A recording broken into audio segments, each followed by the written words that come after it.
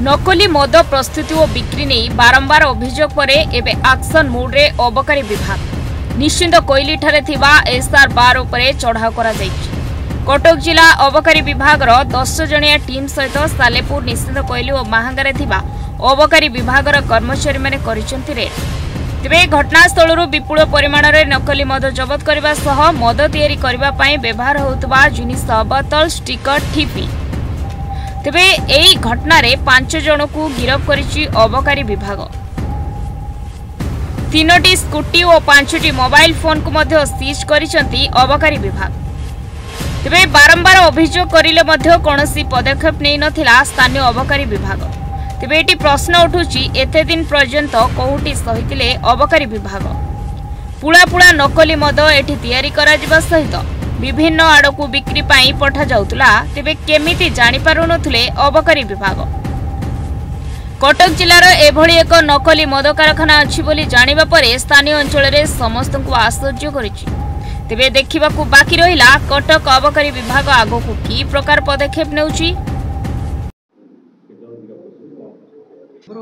SR बार रे लिकरटा duplicate करा होछि बोले हमको गोटे फीडबैक आसथिला। आमे ताकू जांच कला परे जेतोला आमे जानि पारलु जे प्रकृति से तथ्यटा हमको जहाँ मिली सेटा सत तेणु ता उपरे आमे एसआर बार रला एवं जे एसआर बार जो मालिक तांको घर आउ एसआर बार पाखरे गोटे एक्स्ट्रा रूम टे अछि से पाखरे हमरो गोटे स्वतंत्र टीम हमर डेप्यूटी सुपरिटेंडेंट आउ हमर इंस्पेक्टर को लेकर गोटे गठन करा हितला।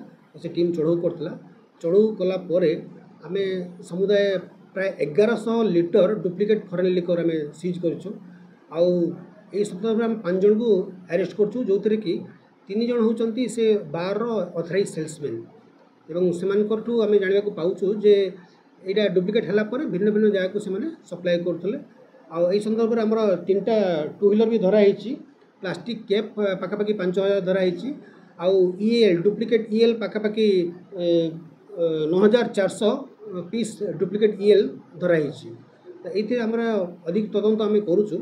आमे जिते भी याकर फॉरवर्ड और बैकवर्ड लिंक थिबे समस्त को आमे ट्रेस करिवु।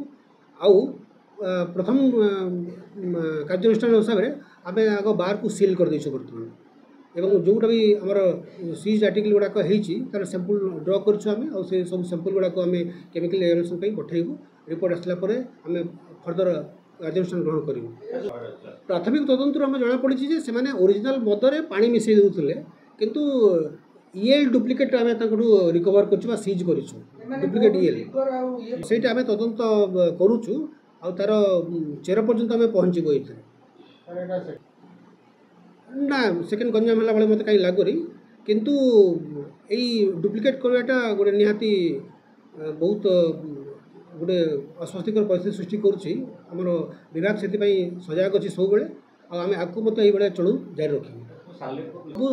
जो जहाँ भी हम कंप्लेन आम पाखे जहाँ भी फीडबैक रोचे आम इमिडिएटली कार्यानुष्ठान ग्रहण करूँ।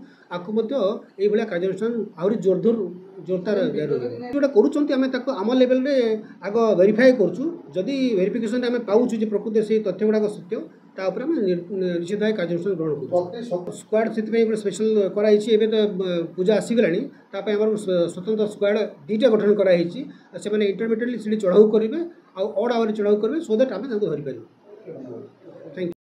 Salepur Abhay Kumar Sahu report news 8 Odia.